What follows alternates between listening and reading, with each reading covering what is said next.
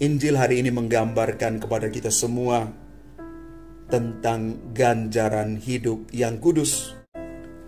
Kekudusan menurut Injil Matius itu mula-mula merupakan tuntutan agar kita menjadi sempurna seperti Allah sendiri.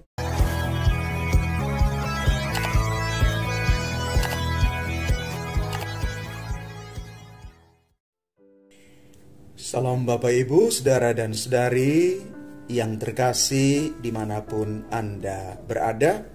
Saya mengucapkan selamat hari Minggu untuk kita semua. Bacaan Injil Matius bab 10 ayat 37 sampai dengan 42 sebagai permenungan kita hari ini. Sekali peristiwa Yesus bersabda kepada ke-12 muridnya, "Siapa saja yang mengasihi Bapa atau ibunya lebih daripada mengasihi aku, ia tidak layak bagiku. Dan siapa saja yang mengasihi putranya atau putrinya lebih daripada mengasihi aku, ia tidak layak bagiku. Siapa saja yang tidak memikul salibnya dan mengikuti aku, ia tidak layak bagiku. Siapa saja yang mempertahankan nyawanya, ia akan kehilangan nyawanya. Dan siapa saja yang kehilangan nyawanya karena aku, ia akan memperolehnya. Siapa saja yang menyambut kamu, ia menyambut aku. Dan siapa saja yang menyambut aku, ia menyambut dia yang mengutus aku. Siapa saja yang menyambut seorang nabi sebagai nabi, ia akan menerima upah nabi. Dan siapa saja yang menyambut seorang benar sebagai orang benar, ia akan menerima upah orang benar.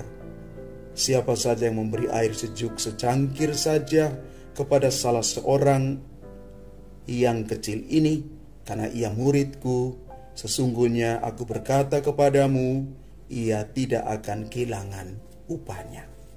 Demikianlah sabda Tuhan, terpujilah Kristus.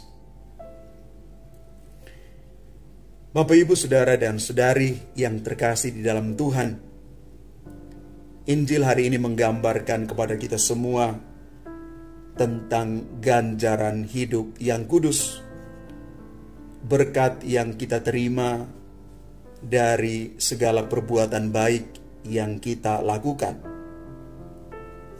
Karena itu Injil hari ini sebenarnya mengantar kita semua untuk bersama-sama merenungkan kaitan antara kekudusan dan ganjaran yang Tuhan sediakan bagi mereka yang selalu hidup dan berpaut di dalamnya. Kekudusan menurut Injil Matius itu mula-mula merupakan tuntutan agar kita menjadi sempurna seperti Allah sendiri. Melalui jalan panjang yang kadang penuh dengan tantangan, barulah kita mengalami yang namanya kekudusan. Dan kekudusan akan terjadi ketika orang memiliki kehendak baik. Karena itu yang jelas bahwa kekudusan itu adalah proses terus-menerus, di mana dalam Injil dikatakan kita harus menyangkal diri dan juga rela memikul salib, serta keberanian untuk kehilangan nyawa demi Kristus. Hal ini yang membantu kita untuk merenungkan makna kekudusan itu. Maka menyambut hidup yang betul-betul benar di hadapan Tuhan itu merupakan satu kebajikan yang mulia. Siapa saja yang menyambut kamu, ia menyambut aku. Dan siapa saja yang menyambut aku, ia menyambut dia yang mengutus aku.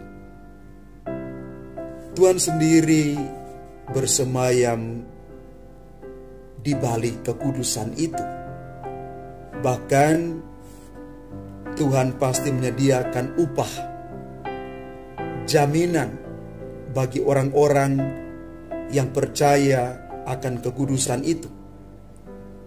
Upah dalam bahasa Yunani disebut mistos atau ganjaran yang pantas bagi orang yang berkenan kepada Tuhan.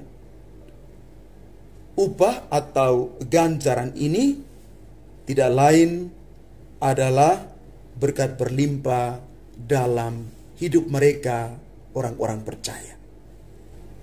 Bapak, Ibu, Saudara, dan Saudari yang terkasih, dari permenungan kita hari ini, kita berjuang bukan untuk kebahagiaan, tetapi berjuanglah untuk kekudusan itu, yang adalah tujuan hidup orang-orang beriman.